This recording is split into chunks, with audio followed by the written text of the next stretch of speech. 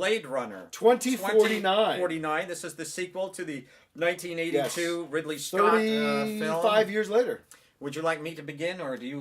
No, why don't you begin? Because I know how much the original Blade Runner means to you. The original Blade Runner meant a lot to me. We It discussed means a lot last to week. me.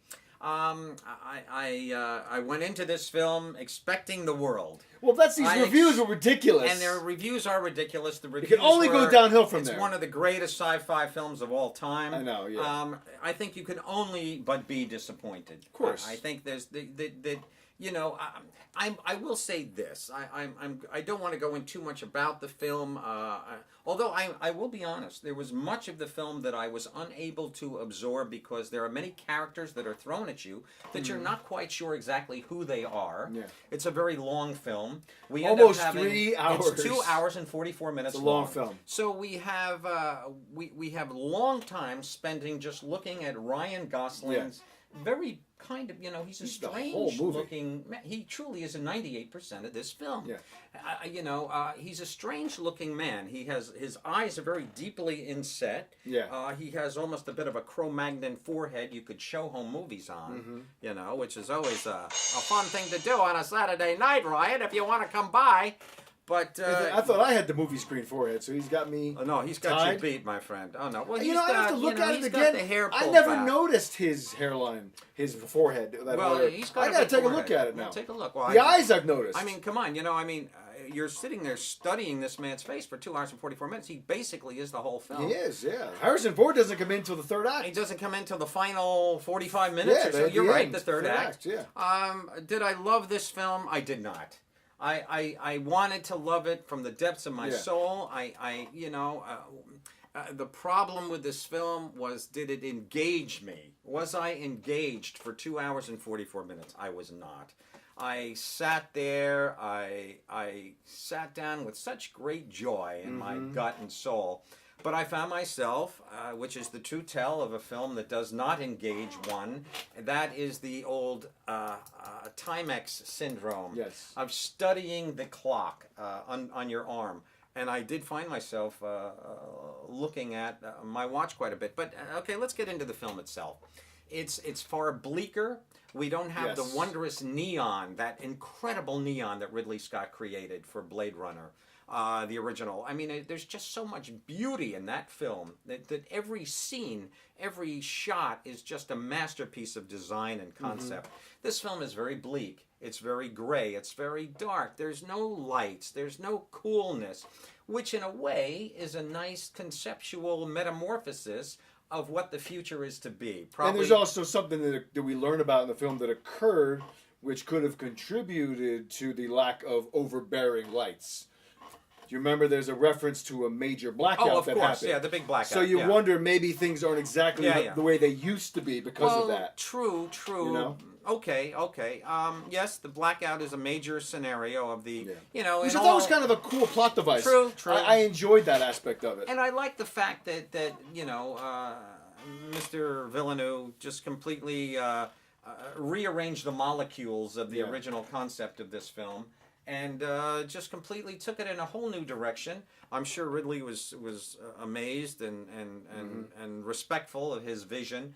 I found his vision, for me, I just didn't absorb this movie as much as I wanted to. Ryan Gosling, there's an opening scene with he's not even really a Blade Runner in this film. To some extent, he's more or less just a man trying to survive, as Harrison Ford does say near the end, you know, what are you doing? I'm trying to survive. You know, I mean, that's what everyone's just basically trying to do in this film. There were some great moments. I think, you know, the film really does bear another viewing for me. I definitely agree with that. I definitely want to see it again. Unfortunately, you know, it's so damn long. I know at least I could have pulled a solid... at least 20 good minutes out of this film, I feel, that were just kind of dead air for me. But I have to say that on the threshold of expectation and the great expectations of the Oliver twist of the film, which there is none, you know, I just found the heart and warmth that finally does kind of perk to the top of the cream, if you will. towards the very end. I think it could have been far more moving than it was, but okay, I'm interested in your take on the film. Yeah, well, I going into it like you were saying, I know. you go in there and you hear, oh my God, the greatest sci-fi movie ever made. All these, and I automatically put that out of all time. Which you do have to. You have to erase you hear that from it, your but head, I put it out of my head. But you can't really, can you? No, because it's there, obviously. But I went in there Exactly. with a complete open mind. And so, for me, as did I actually probably liked the film more than you. Okay. I actually really enjoyed it. However, yes, I felt the length a little bit of that film. Yeah. I saw the IMAX presentation. I did which too. was I probably saw the RPX. It was the loudest experience that I can remember in a long time in a film. It was very loud. The music in this film was so damn loud at times. Well, it was the bass. It was just that. Well, it has that sound, which I love. That synthesizer. But in IMAX, it was almost painful. Oh, really? However, did you feel your bones just like shaking? Not shake, but and, it was crazy. And my significant other was next to me, and she was like, "Oh my God, this is so loud." But nevertheless, it didn't ruin her enjoyment of the film or mine. I love the score. I thought Zimmer. I thought the score. I was longing to hear. I was longing to hear the rest of the notes, which finally come at the end. I know, at the end, yeah. At the end, we finally hear the Blade Runner You love do. theme. Yes, you don't hear the yes. actual theme. Not you hear that the anything. love theme. But you're something that you recognize. Right. I still liked it. I liked the music was more in this film. It was more atmospheric. Yeah, more Precisely. atmospheric. Which I didn't mind. I thought if this film doesn't win the Oscar for cinematography, it's a sin. It's a gorgeous looking film. It's a beautiful looking Roger Deakins, I've always enjoyed his work, and he did a great job in this film. Okay. Gorgeous. So I have been thinking about this movie a lot, and so me too. I think I liked it as much as I liked the first one. Oh, really? I can't. Oh, God. Yeah, I can't say it was better. I liked aspects of it quite a bit. What I did like a lot, I thought the love story in this film, which was Ryan Gosling and this almost simulation that lives within his home. Yeah, the I ex thought that was machina, yeah. Yeah, I thought that was a really cool concept. It was. I thought the girl was wonderful. We're familiar with her. And She's in War Alma. Dogs. And Alma. She's gorgeous. She was in Hands of Stone. She's a great actress. She is lovely. I think this, for me, for her, I should say, is a big breakout role for her. I think this is going to really help her career. I thought she's been in a lot of things lately. She has, but I thought this was really one that was a coming out party for her into the mainstream. It's a big film. Yeah, she's really good in this film. She is. I thought their love story was more realized than the love story in the first one. I didn't really feel a deep, deep love in the first one between Sean Young and Harrison Ford. This, I felt, rang more true to me. I cared more about their love. I felt like it was more real.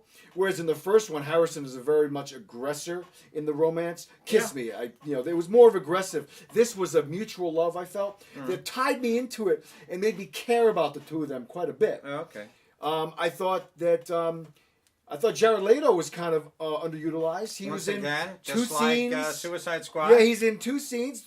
Awesome looking scenes, by the way. Yeah, his beautiful. office, gorgeous. Beautiful. No, lovely. And the woman, a lot of orange in this film. Of orange, a lot of brown and especially orange and yellow. When he goes into the yellow tone. He goes into like the post-apocalyptic city area, right? To where he meets Harrison Ford's character. Mm-hmm. Beautiful to look at there. They did a great job with the fog and the smoke and gorgeous orange tints. But back to Leto's office, it looked gorgeous. I thought that Sylvia Hoeks, which was his, I guess, assistant, who is basically the main antagonist of most of the film. I thought she was pretty good. She was very good. Yeah, I didn't quite understand. She's like a Terminator character exactly. almost. They didn't really make that clear. I mean, here he's working for her, and then suddenly he leaves the area to go pursue, the Harrison Ford kind of aspect of the whole thing. And now she's like, okay, I got to get him now. It just that. Well, no, because she thinks that he knows.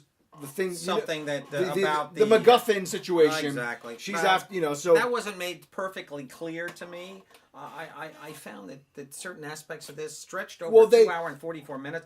First of all, they deliberately gave you some misdirection. Well, that's you know who. Yeah, exactly. Mr. Villeneuve does that in every movie he does. Yeah. He conceptualizes that you, the viewer, know what just happened, and he kind of jumps to the next scene, assuming that you figured out which is very brilliant. Yeah. Prisoner is just wonderful. Prisoners again is still one a of the masterpiece. best, and even Solario or Sicario, yeah. Sicario, Yeah, same great deal film. with that. Wonderful, film. beautiful work he And does. I think we've said before, I really owe his last film, Arrival, a second viewing. I really need to see that I one saw more it time. again, and I need to give it one more chance. Well, it because I liked it, but I didn't love it. Backfired. Yeah. Backfired with the whole concept that the whole thing I'm actually tired doesn't of it. happen. Yeah. And I didn't care for that, but if you see it as, it doesn't matter. Anyway, let's I think stay away from that right now. Let's just stay on so, the film at hand.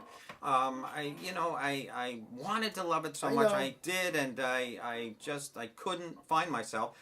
There's a climactic point with Harrison in a watery. That scene was very claustrophobic. You know, I didn't. I felt like I was on a set. I was on a movie set there. I didn't feel like there was a lot of scope in this movie. The characters were all very. Like, okay, she's over there. She's the antagonist of Ryan. Then there's Harrison over there, we know he's going to show up eventually because we saw him in the damn trailer. I know, yeah. So you're kind of thinking, well, what's happening here? I did like seeing Edward James Olmos again. Yeah, that one scene was cool. Yeah, he's in the nursing home or that whatever. was great. That was kind of cool. Yeah. That was towards the beginning. I like that too. I just missed. I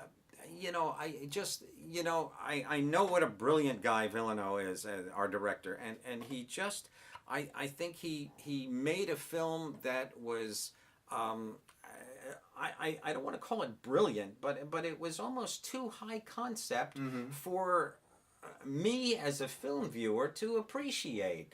I wanted to, as I keep saying, I just wanted to love this so much, but he kept the carrot right above my nose throughout the film. He never let me just get into the moment where I could just sit back and let the movie entertain me. I had to constantly, when you have to work to go to a film, to understand precisely where the motivation of each scene is, what's going, and I felt that was never really clear. I felt that it was like a line instead of a straight line like Blade Runner is. It's a straight line. We have our opening. We have a killing. It's a straightforward mystery. Yeah. It's a mystery, but it's also just a brilliant little. Not a satire, but a black comedy almost, if you will, about man creating the Frankenstein. It's really a Frankenstein story all the way. Yeah. And we even have Frankenstein killing his maker, Dr. Tyrell, who is destroyed by his creation, Rutger Hauer. Yes. It truly goes into that vein. But, there's a momentum behind that film. And then that mystery of how Harrison Ford as Decker has to find each of the replicants and go to get them. And it's just so beautifully made and filmed, and each set is just so magnificent. As a watcher of film, it's just, to me, a true masterpiece. Yeah. I'm a nerd. I agree Call with me you. what you will, because they make all these accusations. Oh, the people who love the first Blade Runner, you're just a bunch of nerdy jerks or what. I don't give a rat's ass. I love the damn thing. This movie, as I say, it went out of the line. There was never a solid momentum that I could, when a movie is played before you, you jump on that wagon, you jump on that roller coaster, and you want the ride. Yeah. I never got the ride. Well, maybe a second viewing might change that for you at home. Yes. Because familiarity breeds not necessarily contempt, as the expression goes, but it breeds familiarity. Suddenly now you know. And, I watched Wonder Woman again the second time. I loved it more so the second time than I liked it the first time. And I enjoyed it the first time. Yeah. The second time, I loved it.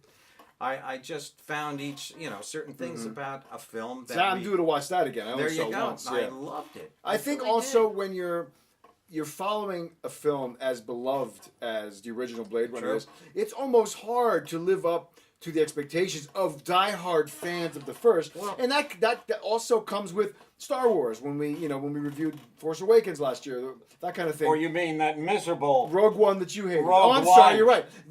Force Awakens was the year before you started doing the show. But anyway, I think in my view that this film is its own masterpiece. I think there's masterpiece elements to this film. There is. That I saw on screen that for me was very unique, and I was sitting there with just admiration for the images that I was seeing. I totally agree. I think it's an excellent film. It'd be interesting to show people who have never seen either one, show this one first. No, that's not then fair. no, I'm just saying though, and then show them the original Blade Runner.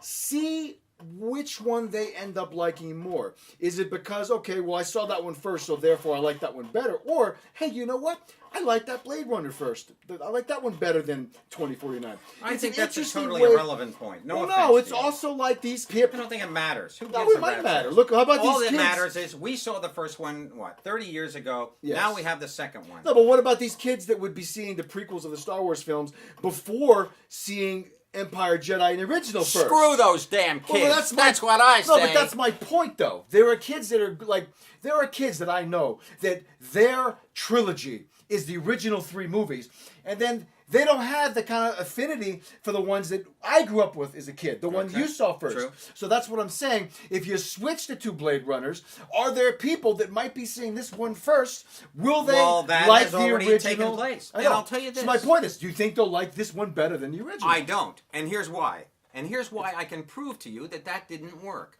It didn't work because this film was expected to make a certain amount of money, but word of mouth killed it. Word of mouth. This film was I also expected to think make about people 50 that are mil. aware of it. Then they figured, oh, it'll make 45 mil. No, then it'll make 30. It ended up making about 35, I think. It made 50 internationally altogether. Well, internationally. I'm Yeah. talking USA. No, I know. And word of mouth crippled this film because people just went in there, people who had never saw the first one before, a lot of kids who go to movies, they're the real movie paying public, Mm-hmm. that, 18 to, or I'm even going to go 16 to 30. Yeah, that's the majority of people. On a Tuesday and a Yeah. Wednesday afternoon, you get the old farts in there with the bedpans lined up in the aisles and so forth, and the big buckets of popcorn with, all right, Skeeter, have a bit, blah, blah, blah. But, there's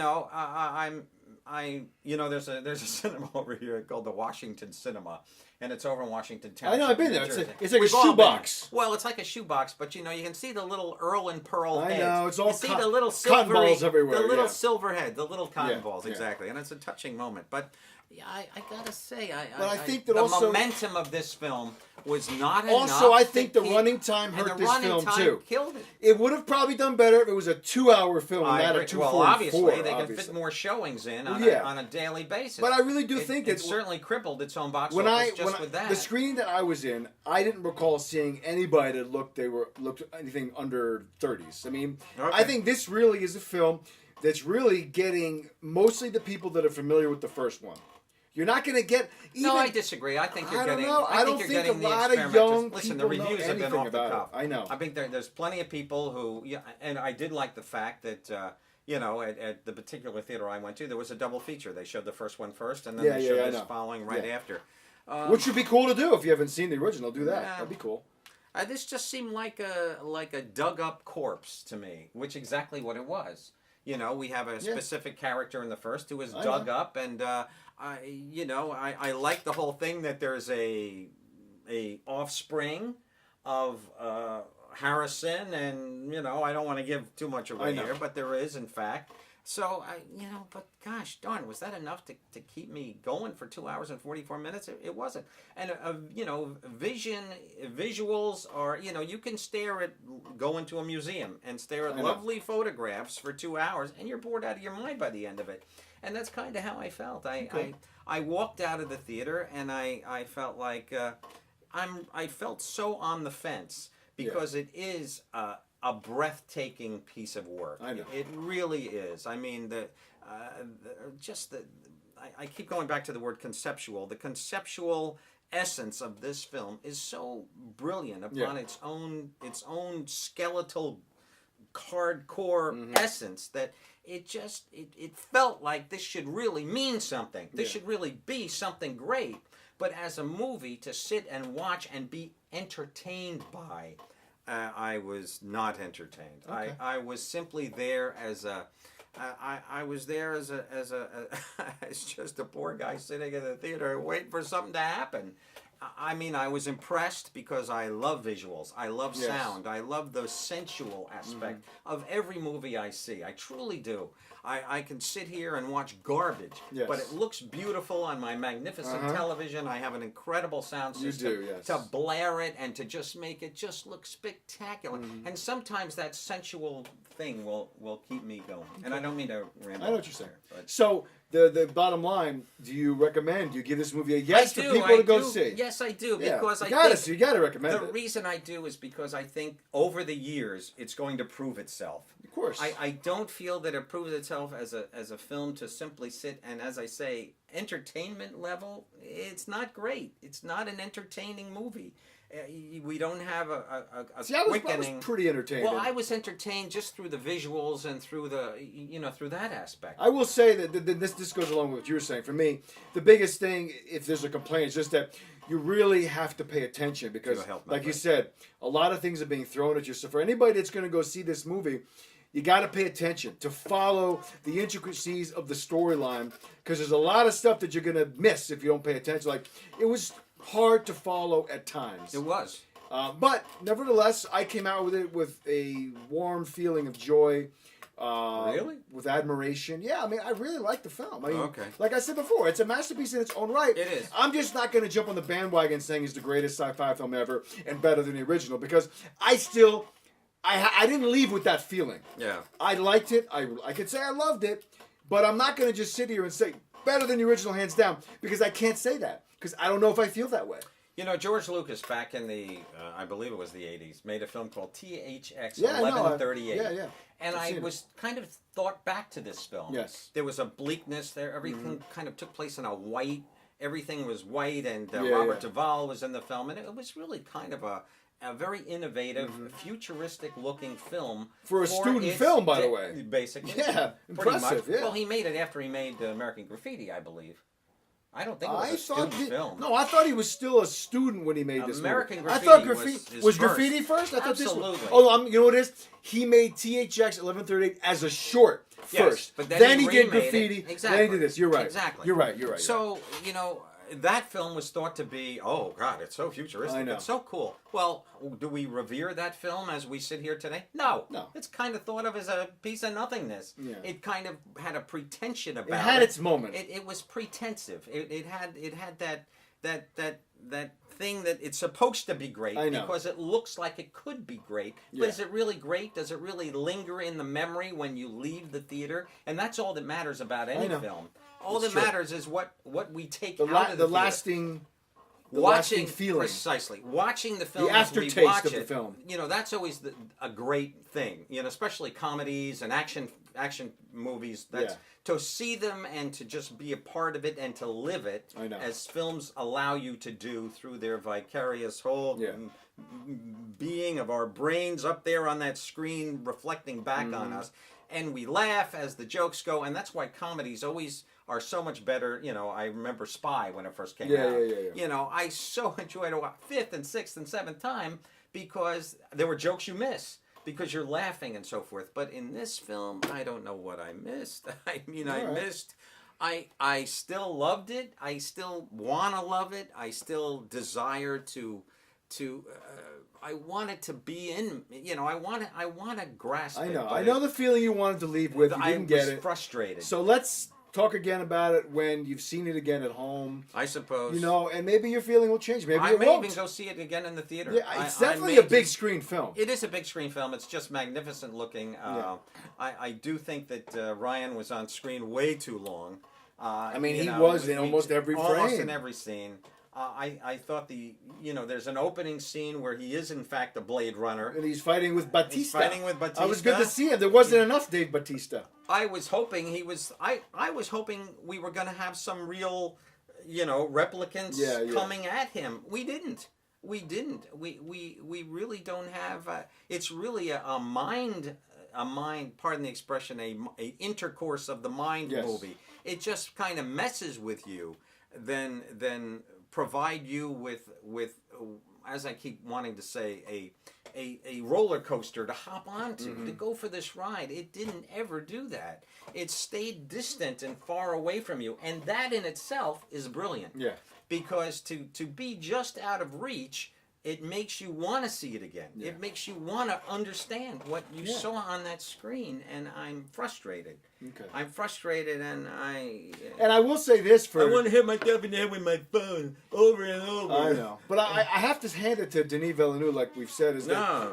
I don't think there's many people that would be, eager to take on this project after God, I just wish he hadn't. so revered, I so wish he hadn't. Well, he said, if I don't do it, I'm afraid somebody's going to fuck it up, is what he Yeah, said. but why didn't Ridley just do it himself? Because Ridley, I don't want to say he's Oh, come lazy, on, he made but Prometheus. He's too... I don't Instead know. of making Prometheus... He's too busy in the Alien reboots Oh, central. but I don't know. bullshit. Instead of making Prometheus, he could have made another Blade Runner. But you know Maybe what? he was afraid of not being able to do his own movie again. I think he would have been fine doing it. I think he was just afraid of all the work that was involved. Well, it because was a hell of a lot of work. He put so much work into Blade Runner, more so than any other film he's ever made. I know. I mean, every little Intricate. thing that had to work, and he was so upset that you could see the wires picking up those cars. Oh, yeah. The wires are in the scene. They kind of blurred them out in the new the director's cut or whatever it is, the final cut. But gosh darn it, I am frustrated because the first Blade Runner was just such an important, great movie. I have tears in that film every time Rutger Hauer passes away. Tears in the rain. Yeah. I cry like a kid. I really do. It just gets me. This film just kind of passed right before me, and I wanted to grasp it, and it was just out of reach. So okay. I do recommend it. I do recommend it because. Like Mother, it was unique. Yeah. It was we haven't seen too many films quite like this. It did take a franchise not a franchise, but it took a film, a property, if you will. Good wording there. Thank sir. you. It's so true, man. Sometimes you just amaze me. I know. But it's true. It took a property of Blade Runner, and it just took it just into another dimension. It truly, I almost have to just commend the making of this film as just being almost too brilliant for its own good. They were saying they built all those sets. They went through the same kind of care that Ridley went with the original. I believe it. Very minimal CGI. It was too brilliant for its own good, and it just wasn't enough movie magic. Okay. For me, in the heart department, and that's very vital to me when I watch any film. If I don't feel something, if I don't feel something when I watch a movie, and this almost made an effort to not make me feel, just like Donald Trump makes an effort to keep the normalcy of the world away from all of us during his tenure as Prez. Yeah. And forgive me for using him as an analogy for this, even in something as wonderful as Blade Runner. But I just it lost me. It lost me a little bit. But I still have to recommend it because people should see it. And if you're a sci-fi person whatsoever, and if you love movies of it's a must-see for that. It is a new kind of a film. I agree. It really is. It's a step in the evolution of filmmaking that is almost unwarranted. We really haven't seen a film quite like this. I just wish it hadn't have been a Blade Runner sequel. If that was the problem, if I didn't have that to be so concerned and so I was so. I know we're going on too long here. What time is it? Well, we're gonna probably only be able to do one or two things. Well, I don't want to go. I don't want to do an hour and a half show. Well, we'll do another 20 minutes. How's that? It's almost 20 after. I don't know if let's do that much. 20. Well, we should. Why? But because we're not giving the people what they want. We're giving them an hour of programming. Is what an we're hour, giving. but listen, they're disappointed. How many people we got? 81 out there. Hey, folks, how are you? Okay, good to see you. Love you. I'm glad that you like to do that weird address to the live stream audience. I do. Anyway, shall we? Any final thoughts before we move on? Oh, I could go on for another hour about this know. film. I really could. I It was know. just a frustrating. It was a frustrating experience. Visually, sensually, it was not up there with the original by no means. See, this is how I felt, although with a lot less admiration, after I came out of episode 1 back in '99. The anticipation was at a fever pitch for that You're movie. talking about the Phantom Menace. Yes. And I came out of that movie and I was depressed and I couldn't figure out why. And I went to see it six more that times. was just a stupid and I only film. got more depressed every time Yeah, I saw it. just Jar Jar Binks. I and- know, but you know, when you have uh, something as beloved as the original trilogy, which for me was almost religious when I grew up, Okay. to go into episode 1 and come out of that, you're just like, oh, Yeah, man. but I can't put. No, and I'm not. This And- new film. No, I'm on not saying, and any I'm not. No, this movie has level. so much more to offer. It does. But I'm trying to equate with your feeling, you know, in terms of understand. the letdown Yeah. of what you Okay. expected Fair enough. and the feeling you left with. Fair enough. So, anyway, you want to move on? We both recommend it.